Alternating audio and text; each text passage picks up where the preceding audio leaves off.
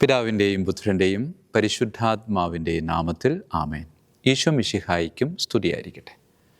പ്രിയമുള്ളവരെ, വലിയ നോമ്പിൽക്ക് നാം പ്രവേശിക്കുകയാണ് അല്ലേ? വലിയ നോയമ്പ് എന്ന് കേൾക്കുമ്പോൾ വലിപ്പമുള്ള നോമ്പ് എന്നാണോ ഉദ്ദേശിക്കുന്നത്?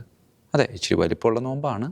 പക്ഷേ അതിനേക്കാൾ ഉപരി ആ വലിയ നോമ്പിൻ്റെ യഥാർത്ഥമായ അർത്ഥം എന്ന് പറയുന്നത് വളരെ പ്രാധാന്യമുള്ള ഒരു ഒരുക്ക കാലഘട്ടമാണ്. ഈസ്റ്ററിന് മുമ്പുള്ള ഒരുക്ക കാലഘട്ടം. എന്തുകൊണ്ടാണ് ഇതിനെ പ്രാധാന്യമുള്ള ഒരുക്ക കാലഘട്ടം എന്ന് വിളിക്കാനുള്ള കാരണം? കത്തോലിക്ക സഭയുടെ ക്രിസ്തീയ വിശ്വാസത്തിൻ്റെ അടിസ്ഥാനമായി നിലനിൽക്കുന്ന ഒരു തിരുനാളാണ് ഈസ്റ്റർ തിരുനാൾ, കർത്താവ് ഈശോ മിശിഹായുടെ ഉത്ഥാന തിരുനാൾ. അങ്ങനെയുള്ള കർത്താവ് ഈശോ മിശിഹായുടെ ഉത്ഥാന തിരുനാളിന് നമ്മെ തന്നെ ഒരുക്കുന്ന ഒരു കാലയളവിലേക്ക് പ്രവേശിക്കാൻ വെമ്പൽ പൂണ്ട് നിൽക്കുന്ന നിങ്ങൾക്ക് ഓരോരുത്തർക്കും വേണ്ടി എനിക്ക് വേണ്ടി എൻ്റെ തമ്പുരാൻ്റെ മുമ്പിൽ സമർപ്പിക്കുന്ന ഒരു കൊച്ചു പ്രാർത്ഥന നിങ്ങൾക്ക് വേണ്ടി കൂടെ സമർപ്പിക്കാൻ ആഗ്രഹിക്കുകയാണ്. ആ പ്രാർത്ഥന വേറൊന്നുമല്ല, അതിപ്രകാരമാണ്: കർത്താവേ, നല്ല ഒരു പാപിയായി ജീവിക്കാനുള്ളൊരു കൃപ എനിക്ക് നൽകണേ. ഈ ഒരുക്ക കാലഘട്ടത്തിൽ നിങ്ങൾക്കും പ്രാർത്ഥിക്കാവുന്ന ഒരു പ്രാർത്ഥനയാണ്. പെട്ടെന്ന് കേൾക്കുമ്പോൾ അത്രയ്ക്ക് ഇഷ്ടമാകണമെന്നില്ല, പക്ഷേ കാലങ്ങളായിട്ട് ഞാൻ പ്രാർത്ഥിക്കാറുള്ള ഒരു പ്രാർത്ഥനയാണ്. കാരണം ഞാനൊരു പാപിയാണ്. അത് ഉത്തമമായൊരു ബോധ്യമുണ്ട്. കാരണം വിശുദ്ധരെ പറ്റി നാം ഇങ്ങനെ പറഞ്ഞു കേട്ടിട്ടുണ്ട്. സത്യമാണോ എന്നറിയില്ല, എങ്കിലും അപ്പനപ്പൂപ്പന്മാർ തുടങ്ങി പറഞ്ഞ് കേട്ടിട്ടുള്ളൊരു കാര്യമാണ്. ഒരു വിശുദ്ധൻ ദിവസത്തിൽ 7 പ്രാവശ്യം പാപം ചെയ്യുന്നു എന്നാണ് പറയുന്നത്. ഒരു വിശുദ്ധ ജീവിതം നയിക്കുന്ന ഒരു വ്യക്തി അത്രയും പാപം ചെയ്യുന്നുണ്ടെങ്കിൽ സാധാരണ ജീവിതം നയിക്കുന്ന ഞാൻ അതിനേക്കാളും വലിയ പാപം ചെയ്യുന്നൊരു വ്യക്തിയാണ്. അതുകൊണ്ട് കർത്താവിൻ്റെ മുമ്പിൽ എനിക്ക് പ്രാർത്ഥിക്കാനുള്ളത് ഇത്രമാത്രം: കർത്താവെ, നല്ല ഒരു പാപിയായി ജീവിക്കാനുള്ളൊരു കൃപ എനിക്ക് നൽകണേ. നല്ലൊരു പാപിയായി ജീവിക്കാനുള്ള കൃപ നൽകണമേ എന്ന് പ്രാർത്ഥിക്കുമ്പോൾ ആരാണ് നല്ല പാപി എന്നൊരു ചോദ്യം വരും. നല്ല പാപി ആരാണെന്ന് ചോദിച്ചാൽ നല്ല പാപിയുടെ 2 ഒത്ത ലക്ഷണങ്ങൾ ഇപ്രകാരമാണ്. പാപം ചെയ്യുമ്പോൾ ഉള്ളിൽ ഒരു വേദന ഉണ്ടാവണം. ആ വേദന ഉണ്ടായി കഴിയുമ്പോൾ അത് പെട്ടെന്ന് മാറണം എന്ന ആഗ്രഹത്തോടു കൂടെ തമ്പുരാനിലേക്ക് തിരിച്ചു വരാനുള്ള ഒരു ത്വര ഉണ്ടാകണം. അതെ, പാപം ചെയ്യുമ്പോൾ ഉള്ളിലൊരു വേദന ഉണ്ടാകണം, തിരിച്ചു വരണം എന്ന വലിയൊരു ത്വര, ആഗ്രഹം ഉള്ളിലുണ്ടാകണം. ഈ 2 കാര്യങ്ങൾ ഒരാൾക്ക് ഉണ്ട് എങ്കിൽ അവൻ നല്ല പാപിയാണെന്നാണ് പറയുന്നത്. അതെ പ്രിയമുള്ളവരെ, ഞാൻ നല്ല പാപിയാണോ എന്ന് പരിശോധിക്കാം. നല്ല പാപിയാണ് എങ്കിൽ കർത്താവ് വന്നിരിക്കുന്നത് എനിക്ക് വേണ്ടിയാണ്. തിരുവചനം ഇങ്ങനെ വായിക്കുന്നുണ്ട്: ആരോഗ്യവാന്മാർക്കല്ല, രോഗികൾക്കാണ് വൈദ്യനെ കൊണ്ട് ആവശ്യം. നീതിമാന്മാരെയല്ല, പാപികളെ വിളിക്കാനാണ് ഞാൻ വന്നിരിക്കുന്നത്. അങ്ങനെയെങ്കിൽ ഞാനൊരു പാപിയാണ്. അതുകൊണ്ട് എനിക്ക് പറയാൻ പറ്റും, ക്രിസ്തു ഈ ലോകത്തിലേക്ക് വന്നത് എന്നെ വിളിക്കാനാണ്. പ്രിയമുള്ളവരെ, ക്രൂശിത രൂപത്തിൻ്റെ മുമ്പിൽ ഇങ്ങനെ നിൽക്കുമ്പോൾ ക്രൂശിതനെ നോക്കി നാം പലപ്പോഴും പറഞ്ഞിട്ടുണ്ട്, മറ്റുള്ളവർ പറഞ്ഞു കേട്ടിട്ടുണ്ട്, ലോകത്തിൻ്റെ പാപങ്ങൾ നീക്കുന്ന ദൈവത്തിൻ്റെ കുഞ്ഞാടാണ്. ശരിയാണ്, സത്യമായിട്ടുള്ളൊരു കാര്യമാണ്, ആഗോള സത്യമാണ്. പക്ഷേ അത് വ്യക്തിപരമായിട്ടുള്ളൊരു അനുഭവമാക്കി മാറ്റാൻ നമുക്ക് സാധിക്കും. കുരിശിൻ്റെ മുമ്പിൽ എനിക്ക് വേണ്ടി പിടഞ്ഞു മരിച്ച ക്രൂശിത രൂപത്തിൻ്റെ മുമ്പിൽ നിന്നിട്ട് നമുക്ക് ആ ക്രൂശിതനെ നോക്കി ചങ്കിൽ തൊട്ട് പറയാൻ സാധിക്കണം: ഈ ക്രൂശിതൻ ഈ ലോകത്തിലേക്ക് പിറന്നു വീണത് എനിക്ക് വേണ്ടിയാണ്. ആ ശരീരത്തിൽ മുറിവേറ്റത് എനിക്ക് വേണ്ടിയാണ്. ആ പ്രാണൻ വെടിഞ്ഞത് ഈ പ്രാണന് വേണ്ടിയാണ്. അവൻ മരണത്തെ തോൽപ്പിച്ച് ഉയർത്തെഴുന്നേറ്റത് എന്നെ ഉയർപ്പിക്കാനാണ്. പ്രിയമുള്ളവരെ, ആ ഒരു വ്യക്തിപരമായ ബോധ്യത്തിലേക്ക് ഞാൻ വളർന്നു വന്നില്ല എങ്കിൽ ഈ ഈസ്റ്റർ ആഘോഷവും ഈ നോമ്പ് കാലഘട്ടമൊക്കെ വെറുതെ വ്യർത്ഥമായ ജൽപ്പനങ്ങളായി മാത്രം അവശേഷിക്കും. ആയതിനാൽ പ്രിയമുള്ളവരെ, ഞാൻ നല്ലൊരു പാപിയാണ്. പാപം ചെയ്യുമ്പോൾ ഉള്ളൊന്ന് പിടയണം. ആ പിടച്ചിൽ മാറ്റാൻ അവൻ എൻ്റെ ഉള്ളിലൊന്ന് തൊടണം എന്ന ആഗ്രഹം ഉള്ളിൽ സൂക്ഷിക്കുന്നവൻ നല്ല പാപിയാണ്. ആയതിനാൽ ദൈവത്തോട് പ്രാർത്ഥിക്കാൻ, ദൈവമേ, നല്ല പാപിയായി ഈ ലോകത്ത് ജീവിക്കാനുള്ള ഒരു കൃപ എനിക്ക് തരണമേ. പ്രിയമുള്ളവരെ, നല്ല പാപിയായി ഈ ലോകത്ത് ജീവിക്കാനുള്ള കൃപയ്ക്ക് വേണ്ടി പ്രാർത്ഥിക്കുമ്പോൾ വേറൊരു ആത്മപരിശോധന കൂടെ നടത്തണമെന്ന് ആഗ്രഹിക്കുക. ഞാനൊരു തെറ്റ് ചെയ്യുമ്പോൾ ചെറിയൊരു സങ്കടം ഉണ്ടാവുമല്ലോ. ആ സങ്കടത്തെ നമുക്കെടുത്ത് ഈ ഒരു ഭാഗത്തേക്ക് മാറ്റിവെക്കും. ഞാനൊരു തെറ്റ് ചെയ്യുമ്പോൾ അത് വേറൊരാൾ കാണുമ്പോൾ, അത് പിടിക്കപ്പെടുമ്പോൾ, അല്ലെങ്കിൽ വേറൊരുത്തൻ്റെ മുമ്പിൽ അത് തുറക്കപ്പെടുമ്പോൾ എനിക്കൊരു സങ്കടം ഉണ്ടാവും. ആ സങ്കടത്തെ ഞാൻ എടുത്ത് ഇപ്പുറത്ത് വയ്ക്കും. ഈ രണ്ട് സങ്കടങ്ങളും ഒരു തുലാസിൽ ഞാനൊന്ന് തൂക്കി നോക്കുന്നു. പാപം ചെയ്യുമ്പോഴുണ്ടാകുന്ന സങ്കടത്തിനാണോ കനം കൂടുതൽ, അതോ പാപം ചെയ്തത് പിടിക്കപ്പെട്ടത് മൂലമുണ്ടാകുന്ന സങ്കടത്തിനാണോ കനം കൂടുതൽ? പിടിക്കപ്പെട്ടപ്പോഴുള്ള സങ്കടത്തിനാണ് കനം കൂടുതലെങ്കിൽ ഞാൻ നല്ല പാപിയല്ല. ഇനിയും എനിക്കൊരുപാട് ദൂരം നടക്കേണ്ടതുണ്ട് നല്ല ഒരു പാപിയായി മാറാനുണ്ട്. അതിനാൽ പ്രിയമുള്ളവരെ, പ്രാർത്ഥിക്കാൻ നമുക്ക്. നല്ല പാപിയുടെ തിരിച്ചറിവ് എന്ന് പറയുന്നത് ഈ ശരീരത്തെയും ആത്മാവിനെയും പറ്റിയുള്ള ഒരു തിരിച്ചറിവാണ്. ഈ ശരീരത്തിന് ഒരാത്മാവുണ്ട്, സത്യമായിട്ടുള്ളൊരു കാര്യമാണ്. ഈ ആത്മാവിന് തൽക്കാലത്തേക്ക് ഒരു ശരീരമുണ്ട്. ഇത് രണ്ടും പെട്ടെന്ന് കേൾക്കുമ്പോൾ ഒന്നാണെന്ന് തോന്നിയേക്കാം, പക്ഷേ അജഗജാന്തര വ്യത്യാസമുണ്ട്.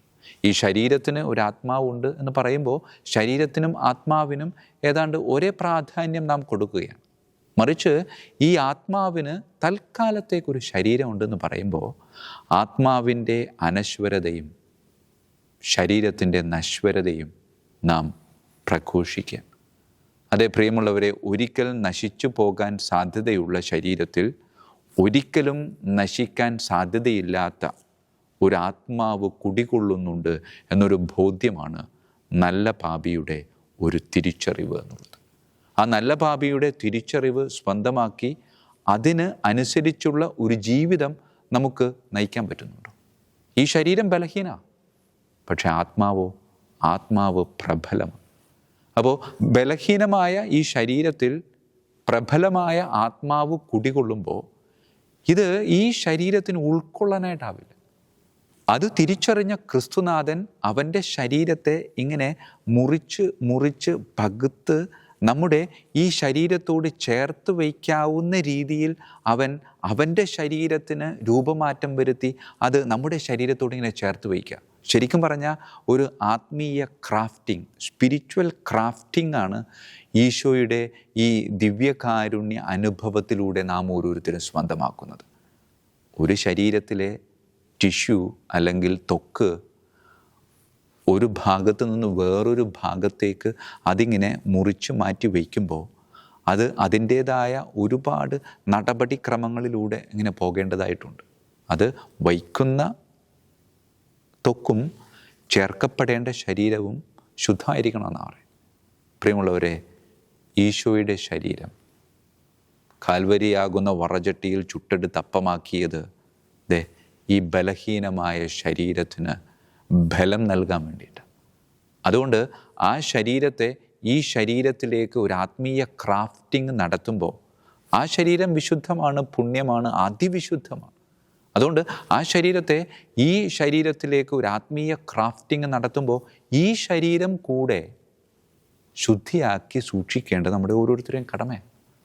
അത് പ്രിയമുള്ളവരെ, കുംഭസാരം എന്ന കൂദാശയിലൂടെ ശുദ്ധി ചെയ്യപ്പെട്ട് ആ ദിവ്യകാരുണ്യത്തെ ഈ ശരീരത്തോട് ചേർത്ത് വയ്ക്കാൻ നാം പരിശ്രമിക്കുമ്പോൾ ഈ ശരീരം ബലഹീനതയിൽ നിന്ന് പ്രബലമായിട്ട് വരികയാണ്.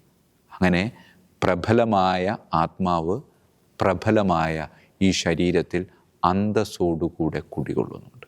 അങ്ങനെ അന്തസ്സോടുകൂടെ ഇവൻ ഈ ശരീരത്തിൽ കുടികൊള്ളുന്നുണ്ടോ എന്ന ഒരാത്മപരിശോധനയുടെ സമയമാണ് ഈ നോമ്പ് കാലഘട്ടം. പലപ്പോഴും നോമ്പ് കാലഘട്ടം എന്ന് കേൾക്കുമ്പോൾ നമ്മുടെ ഉള്ളിലേക്ക് പെട്ടെന്ന് കടന്നു വരാൻ സാധ്യതയുള്ളൊരു കാര്യമെന്ന് പറയുന്നത് ചിലതൊക്കെ മാറ്റിവെക്കേണ്ട ഒരു കാലഘട്ടം ആണ് എന്നാണ്.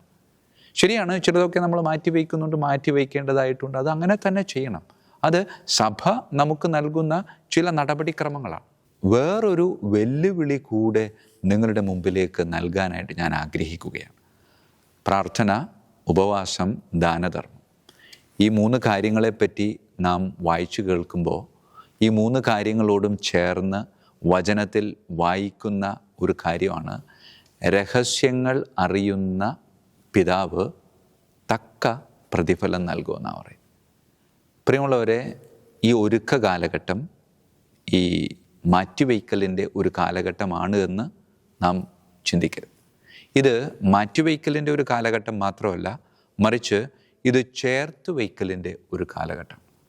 ഇത് ചേർത്ത് വയ്ക്കലിൻ്റെ ഒരു കാലഘട്ടം എന്ന് പറയുമ്പോൾ ചേർത്ത് വയ്ക്കൽ മാത്രമല്ല, ചേർന്ന് നിൽക്കലിൻ്റെ ഒരു കാലഘട്ടം കൂടെയാണ്. അതെ, ക്രിസ്തുവിനോടും ക്രിസ്തീയ മഹത്വങ്ങളോടും ചേർന്ന് നിൽക്കാനുള്ള ഒരവസരമാണ്. ശരിക്കും പറഞ്ഞാൽ ഈ നോമ്പ് കാലഘട്ടത്തിൽ നാം ചെയ്യുന്നത് നമ്മുടെ ശരീരത്തിൻ്റെ കൊതി ഒന്ന് മാറ്റിവയ്ക്കുക. നമ്മളുടെ ശരീരത്തിൻ്റെ കൊതി മാറ്റിവെച്ച് ആത്മാവിൻ്റെ കൊതി തിരിച്ചറിയാനുള്ള ഒരു പരിശ്രമം നമ്മൾ നടത്തുന്നുണ്ട്. എൻ്റെ ആത്മാവിനൊരു കൊതിയുണ്ട്. ആ ആത്മാവിൻ്റെ കൊതി എന്ന് പറയുന്നത് അതാണ് അക്വിനാസും സെൻറ്റ് അഗസ്റ്റിനൊക്കെ പലപ്പോഴും പല രീതിയിൽ പറഞ്ഞു വെച്ചിട്ടുള്ളത്. സെൻറ്റ് അഗസ്റ്റിൻ പറഞ്ഞ വാക്ക് വളരെ ശ്രദ്ധേയമാണ്. അങ്ങിൽ വിലയം പ്രാപിക്കുന്നതുവരെ എൻ്റെ ആത്മാവ് അസ്വസ്ഥമാണ്. അത് പ്രിയമുള്ളവരെ, ആത്മാവിൻ്റെ കൊതി എന്ന് പറയുന്നത് കർത്താവ് ഈശോ മിശിഹായിൽ വിലയം പ്രാപിക്കുക എന്നതാണ്. വെളിപാടിൻ്റെ പുസ്തകത്തിൽ നാം ഒരു പരാതി കേൾക്കുന്നുണ്ട്. എങ്കിലും നിനക്കെതിരെ എനിക്കൊരു പരാതിയുണ്ട്. ആദ്യം ഉണ്ടായിരുന്ന സ്നേഹമില്ലേ, അത് നഷ്ടപ്പെട്ടു. അതുകൊണ്ട് അതിലേക്ക് നീ തിരിച്ചു വരണമെന്നാണ് പറയുന്നത്. അതെ പ്രിയമുള്ളവരെ, ആദ്യം ഉണ്ടായിരുന്ന സ്നേഹത്തിലേക്കുള്ള ഒരു തിരിച്ചുവരവാണ്. ആദ്യം ഉണ്ടായിരുന്ന സ്നേഹത്തിലേക്ക് തിരിച്ചു വരിക എന്ന് പറയുന്നത്, ദൈവമേ, എനിക്ക് നിന്നോട് എന്നും ചേർന്ന് നിൽക്കണം. ഏതാണ്ട് ഒരു 7 ആഴ്ച തമ്പുരാനോട് ചേർന്ന് നിൽക്കാൻ വേണ്ടി ചില കാര്യങ്ങൾ മാറ്റിവെച്ച് അത് കഴിയുമ്പോൾ വീണ്ടും മാറ്റിവെച്ച കാര്യങ്ങളൊക്കെ തിരിച്ചെടുക്കുമ്പോൾ ഞാൻ ദൈവത്തോട് ചേർന്ന് നിൽക്കുന്നതിൽ വീണ്ടും അകൽച്ച സംഭവിക്കുന്നില്ലേ? അതുകൊണ്ടാണ് പറയുന്നത്, ഈ കാലഘട്ടം ഒരിക്കലും മാറ്റിവയ്ക്കലിൻ്റെ ഒരു കാലഘട്ടമല്ല, മറിച്ച് ഇത് ചേർത്ത് വയ്ക്കലിൻ്റെ ഒരു കാലഘട്ടമാണ്, ചേർന്ന് നിൽക്കലിൻ്റെ ഒരു കാലഘട്ടം. അങ്ങനെയുള്ള ഒരു കാലഘട്ടമാക്കി മാറ്റാൻ നമുക്ക് സാധിക്കും. പ്രിയമുള്ളവരെ, നേരത്തെ സൂചിപ്പിച്ച വെല്ലുവിളി, ആ വെല്ലുവിളി വേറെ ഒന്നുമല്ല, രഹസ്യത്തിൽ ഈ പ്രാവശ്യത്തെ നോയമ്പ് നിനക്കെടുക്കാൻ പറ്റും. ഈ 7 ആഴ്ച നീ തമ്പുരാൻ്റെ മുമ്പിൽ ഒരുങ്ങുമ്പോൾ അത് തമ്പുരാനും നീയും തമ്മിലുള്ള ഒരു വ്യവഹാരമാക്കി മാത്രം ഒതുക്കി നിർത്താൻ നിന്നെക്കൊണ്ടാവുമോ എന്നാണ് ചോദിക്കുന്നത്. പ്രിയമുള്ളവരെ, എങ്ങനെ സാധിക്കാനാണ് അല്ലേ? സാധിക്കാൻ കുറച്ച് ബുദ്ധിമുട്ടാണ്. പ്രിയമുള്ളവരെ, സാധിക്കാനും നമുക്കൊന്ന് പരിശ്രമിക്കാം. ഞാൻ ഈ പ്രാവശ്യത്തെ നോയമ്പെടുക്കുന്നത് ചില കാര്യങ്ങൾ മാറ്റിവയ്ക്കുന്നതിലല്ല, മറിച്ച് തമ്പുരാനെ ചേർത്ത് വയ്ക്കുന്നതിലും തമ്പുരാനോട് ചേർന്ന് നിൽക്കുന്നതിലും ഞാൻ പ്രാധാന്യം കൊടുക്കാം. രഹസ്യത്തിൽ അറിയുന്ന പിതാവ് എനിക്ക് പ്രതിഫലം നൽകും. ഈ നോമ്പ് കാലഘട്ടം കഴിയുമ്പോൾ ഈസ്റ്റർ ദിനത്തിൽ ഉദ്ധിതനായ ക്രിസ്തുനാഥൻ എൻ്റെ അടുക്കൽ വന്ന് എന്നെ ഇങ്ങനെ കെട്ടിപ്പിടിച്ചിട്ട് ഇപ്രാവശ്യത്തെ നോമ്പ് എനിക്കിഷ്ടമായി എന്നല്ല അവനെ കൊണ്ട് പറയിപ്പിക്കേണ്ടത്, മറിച്ച് ഇപ്രാവശ്യത്തെ നോമ്പിലൂടെ കടന്നുപോയ നിന്നെ എനിക്കൊരുപാട് ഇഷ്ടമായി എന്ന് അവനെ കൊണ്ട് പറയിപ്പിക്കാൻ പറ്റും. എങ്ങനെയാണ് പറയിപ്പിക്കാൻ പറ്റുക? പ്രിയമുള്ളവരെ, നമുക്കൊരു പട്ടിക തയ്യാറാക്കാം. നാം നോമ്പെടുക്കുക. നിൻ്റെ ശരീരത്തിൽ നിനക്ക് കൊതി തോന്നുന്ന പലതും നീ മാറ്റിവയ്ക്കും. അത് മാറ്റിവയ്ക്കുന്നത് ഞാനും എൻ്റെ ദൈവവും തമ്മിലുള്ള ഒരു വ്യവഹാരമാണ്. ഇതിനകത്ത് വേറൊരാളില്ല. ഇത് ഞാനും എൻ്റെ ക്രിസ്തുവും തമ്മിലുള്ള വ്യക്തിപരമായ ഒരു കോൺട്രാക്റ്റായിട്ട് ഇതിനെ കാണാൻ പറ്റും. എന്നിട്ട് ഞാൻ നോമ്പെടുക്കുക. എന്താണ്? മത്സ്യമാംസാദികൾ വേണ്ടെന്ന് വെച്ചിരിക്കുക. പക്ഷേ ഞാനൊരു വീട്ടിൽ പോയി. ആ വീട്ടിൽ ചെന്നപ്പോൾ അവിടെ എനിക്ക് ഇറച്ചി കൂട്ടി ചോറ് വിളമ്പി വെച്ചിരിക്കുക. നമ്മൾ സാധാരണ എങ്ങനെയാണ് പറയാം? ചേച്ചി, എനിക്ക് നോമ്പാണ്, അതുകൊണ്ട് എനിക്ക് ആ മോരുചാറ് അല്ലെങ്കിൽ ആ പച്ചക്കറി എന്തെങ്കിലും അത് മതി. പ്രിയമുള്ളവരെ, നമ്മളവിടെ ഒന്നും പറയുന്നില്ല. നമ്മൾ അത് കഴിക്കാൻ തുടങ്ങാം. അപ്പോൾ ആ ചേച്ചി, എടാ നിനക്ക് നോമ്പില്ലേ? അപ്പോൾ നമ്മൾ ഒരു പുഞ്ചിരിയോടുകൂടെ ഇപ്രാവശ്യം നോമ്പെടുത്തില്ല. പ്രിയമുള്ളവരെ, അവിടെ ആ ചേച്ചിയുടെ മുമ്പിൽ നാം നോമ്പെടുക്കാത്തവനായിട്ട് മാറുക. ചിലപ്പോൾ ആ ചേച്ചി കുറ്റപ്പെടുത്തിയേക്കാം. അത് സന്തോഷത്തോടു കൂടെ സ്വീകരിച്ച് കുരിശിലെ വേദനയോട് ചേർത്ത് വയ്ക്കാം. പ്രിയമുള്ളവരെ, കുരിശിലെ വേദനയോട് ചേർത്ത് വെച്ചതുകൊണ്ട് മാത്രമായില്ല. ഞാൻ നേരത്തെ പറഞ്ഞല്ലോ, നമ്മളൊരു പട്ടിക തയ്യാറാക്കുകയാണ്. ഞാൻ പുറത്തുപോയി മറ്റുള്ളവർ തരുന്നതെന്തും ഞാൻ കഴിക്കും. അത് ഇറച്ചിയാണെങ്കിൽ ഒരു നേരം ഞാൻ എൻ്റെ ക്രിസ്തുവും ഞാനും തമ്മിലുള്ള ആ വ്യവഹാരത്തിലെ വ്യവസ്ഥ തെറ്റിച്ചിട്ടുണ്ടെങ്കിൽ ഒരു കുരിശിൻ്റെ വഴി. അത് മാംസമാണെങ്കിൽ ഒരു കുരിശിൻ്റെ വഴി. അത് മത്സ്യമാണെങ്കിൽ അത് ചിലപ്പോൾ 2 ജപമാല. അത് നാം എടുക്കുന്ന തീരുമാനമാണ്. ഈ നോമ്പ് കാലഘട്ടത്തിലൂടെ കടന്നു പോകുമ്പോൾ ദിവസത്തിൽ പലതവണ, ചിലപ്പോൾ ആഴ്ചയിൽ പലതവണ, അതുമല്ല എങ്കിൽ എല്ലാ ദിവസവും നാം ഈ ഉടമ്പടി തെറ്റിച്ചേക്കാം. ഈ ഉടമ്പടി തെറ്റിക്കുമ്പോൾ ഞാൻ അപരൻ്റെ മുമ്പിൽ പരിഹാസ്യനായേക്കാം. അങ്ങനെ പരിഹാസ്യനാകുന്ന സമയമൊക്കെ ഉള്ളിലുണ്ടാകുന്ന വേദനയെ കുരിശോട് ചേർത്ത് വയ്ക്കണം. എന്നിട്ട് ഞാൻ എൻ്റെ ക്രിസ്തുവിൻ്റെ മുമ്പിൽ എടുത്തിട്ടുള്ള ആ ഒരു പട്ടികയനുസരിച്ച് ഞാൻ പ്രാർത്ഥനയിൽ കൂടുതൽ സമയം ചെലവഴിക്കണം. അങ്ങനെ ഓരോ വീഴ്ചയും തമ്പുരാനോട് ചേർന്ന് നിൽക്കാനുള്ള ഒരവസരമായിട്ടെടുത്ത് വ്യക്തിപരമായി ആരെയും അറിയിക്കാതെ ഒരുപാട് തവണ വീണ് ആ വീഴ്ചയ്ക്ക് പ്രത്യുത്തരമായി വ്യക്തിപരമായി പരിഹാരം ചെയ്ത് ഞാൻ ഈ നോമ്പ് കാലഘട്ടത്തിലൂടെ കടന്നു പോകുമ്പോൾ ഒരുപാട് സമയം പ്രാർത്ഥനയിൽ ചെലവഴിക്കാനുള്ള അവസരം എനിക്ക് ലഭിക്കുകയാണ്. അങ്ങനെ പ്രാർത്ഥനയിൽ ചെലവഴിക്കാനുള്ള അവസരം ലഭിച്ച് ഒരുപാട് കാര്യങ്ങൾ മാറ്റിവെച്ച് നോമ്പ് ആഘോഷിച്ച ഞാൻ ഇതാ ഒരുപാട് സമയം ക്രിസ്തുവിനോട് ചേർന്നിരുന്ന് ഈ നോമ്പിലൂടെ ഇങ്ങനെ കടന്നു പോകുമ്പോൾ ഉദ്ധാനം ചെയ്തവൻ എന്നെ ഇങ്ങനെ കെട്ടിപ്പിടിച്ചിട്ട് പറയും, ഇപ്രാവശ്യത്തെ നോമ്പിലൂടെ കടന്നുപോയ നിന്നെ എനിക്കൊരുപാട് ഇഷ്ടമായി. അങ്ങനെ പറയിപ്പിക്കാൻ പറ്റണം. അതേ പ്രിയമുള്ളവരെ, രഹസ്യത്തിൽ നോമ്പ് ആസ്വദിക്കാൻ പരിശ്രമിക്കാം. വീഴ്ചകൾ ഉണ്ടാകുമ്പോൾ അത് തമ്പുരാൻ്റെ മുമ്പിലേക്ക് സമർപ്പിക്കാം എന്ന് പറഞ്ഞുകൊണ്ട് ഒറ്റയ്ക്കിരിക്കുമ്പോൾ ഇതൊക്കെ ആസ്വദിക്കണമെന്നല്ല. ഞാൻ പറഞ്ഞത് നിങ്ങൾക്ക് കൃത്യമായി മനസ്സിലായിട്ടുണ്ടാകും എന്ന് ഞാൻ വിശ്വസിക്കുകയാണ്. പ്രിയമുള്ളവരെ, മറ്റുള്ളവരെ കാണിക്കാതെ, ഞാൻ നോമ്പെടുത്തിരിക്കുകയാണ് എന്ന് പുലമ്പാതെ തമ്പുരാൻ്റെ മുമ്പിൽ യഥാർത്ഥത്തിൽ ഒരു നോമ്പെടുക്കാം.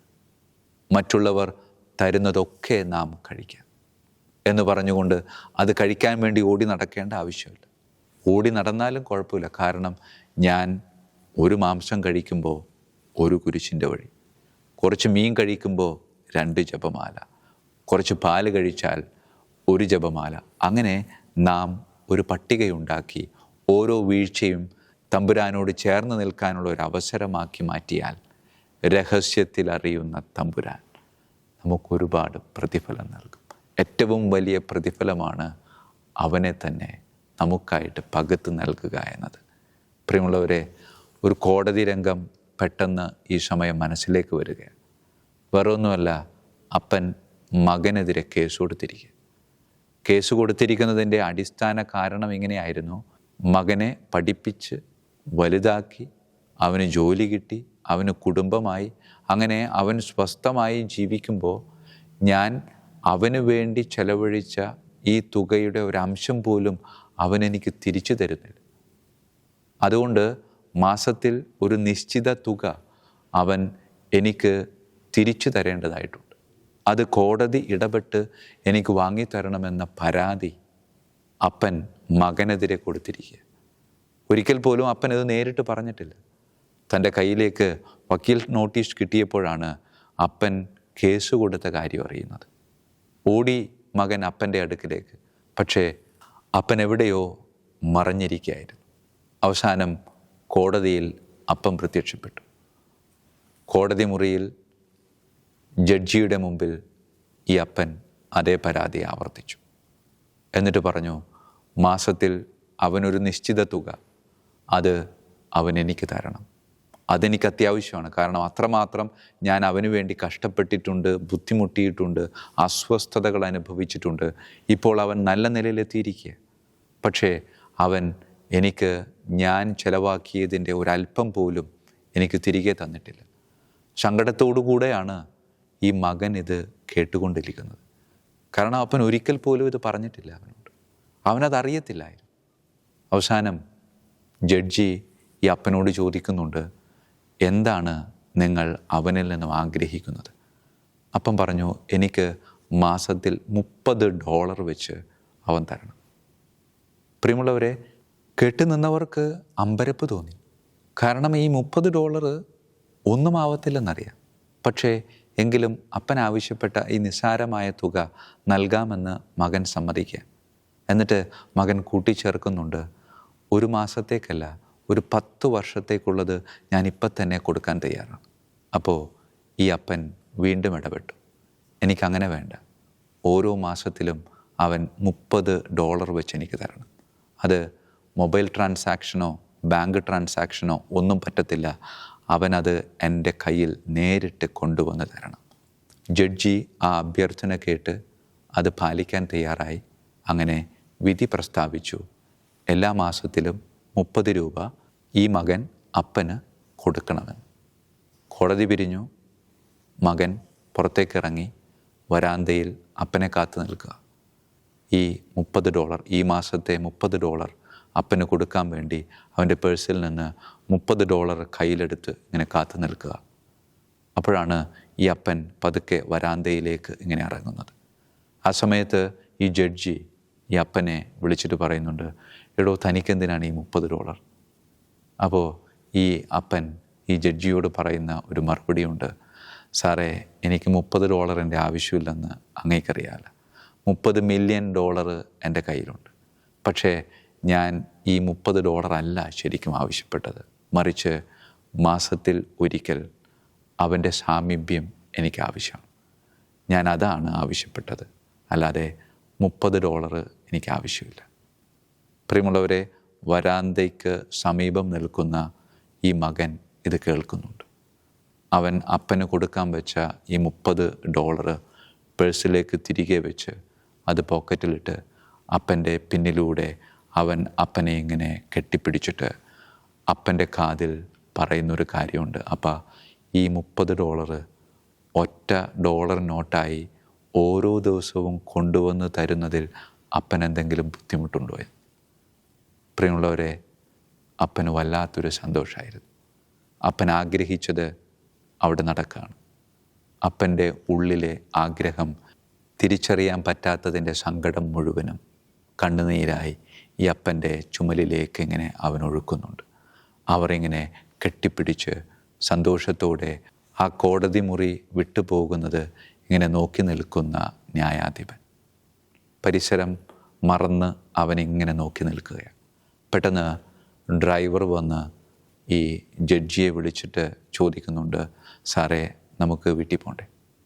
അപ്പോൾ ആ ജഡ്ജി ഡ്രൈവറോട് പറയുന്നൊരു മറുപടിയുണ്ട്, എടാ, നീ വീട്ടിലേക്ക് പോക്കോ, ഞാൻ അപ്പനെ കണ്ടിട്ട് വീട്ടിലേക്ക് വരുന്നുള്ളൂ എന്ന്. പ്രിയമുള്ളവരെ, ആ വിധിവാചകം മാറ്റിമറിച്ചത് ആ അപ്പനെയും മകനെയും മാത്രമല്ല, അത് ആ ജഡ്ജിയുടെ ജീവിതത്തെ തന്നെയായിരുന്നു. പ്രിയമുള്ളവരെ, ഈ നോമ്പ് കാലഘട്ടം ഇതുപോലെ സ്നേഹപിതാവായ ദൈവത്തോട് ഇങ്ങനെ ചേർന്ന് നിൽക്കേണ്ട ഒരു കാലഘട്ടമാണ്. ഒരുപാട് വിശുദ്ധ ഗ്രന്ഥങ്ങൾ എഴുതി സഭയുടെ തന്നെ വേദപാരംഗതനായി അറിയപ്പെടുന്ന തോമസ് അക്വീനാസ് തൻ്റെ അവസാന കാലഘട്ടത്തിൽ തൻ്റെ വ്യക്തിപരമായ പ്രാർത്ഥനയുടെ സമയത്ത് ദൈവാലയത്തിൽ ഇങ്ങനെ ആയിരിക്കുമ്പോൾ തൻ്റെ മുന്നിലുള്ള ക്രൂശിത രൂപം തന്നോട് സംസാരിക്കാൻ തുടങ്ങി. സംസാരിച്ചത് വേറൊന്നുമല്ല, മോനെ തോമസേ, എനിക്കൊരുപാട് സന്തോഷമായടാ, നീ എൻ്റെ ജീവിതത്തെയും സഭയുടെ ജീവിതത്തെയൊക്കെ പറ്റി ഒരുപാട് പഠിച്ച് അത് മറ്റുള്ളവർക്ക് പകർന്നു നൽകുവാൻ വേണ്ടി നീ ഒരുപാട് അധ്വാനിച്ചിട്ടുണ്ട്. നിൻ്റെ അധ്വാനത്തെ ഞാൻ വിലമതിക്കുന്നു. നിൻ്റെ അധ്വാനത്തിന് പ്രതിസമ്മാനം നൽകാൻ ഞാൻ ആഗ്രഹിക്കുകയാണ്. നിനക്കെന്താണ് എന്നിൽ നിന്നും വേണ്ടത്? ഈ തോമസ് അക്വീനാസ് ഈശോയെ നോക്കി പറയുന്ന ഒരു വാചകം എങ്ങനെയാണ്? നോൺ നീസി തേ ഡോമിനി, nothing but you O lord. നീ അല്ലാതെ വേറൊന്നും എനിക്ക് വേണ്ട. അതേ പ്രിയമുള്ളവരെ, ഏഴാഴ്ചത്തെ ഒരു ഒരുക്കത്തിന് വേണ്ടിയാണ് നാം നമ്മളുടെ ഈ ഒരുക്ക കാലഘട്ടത്തെ കാണുന്നത്. പക്ഷേ 7 ആഴ്ചത്തെ ഒരു ഒരുക്ക കാലഘട്ടം മാത്രമായി ഇതിനെ തരം താഴ്ത്തരുതെന്ന് ദൈവത്തിൻ്റെ പുത്രനായ ക്രിസ്തു നമ്മോട് പറയുന്നുണ്ട്. ഒരു നിമിഷം പോലും വേർപിരിയാനാവാത്ത വിധം എന്നോട് ചേർന്ന് നിൽക്കുന്ന ഒരു കാലഘട്ടമാണ് നിന്നിൽ നിന്നും എനിക്കാവശ്യം. അതേ പ്രിയമുള്ളവരെ, അത് കൊടുക്കാനായിട്ട് നമുക്ക് സാധിക്കണം.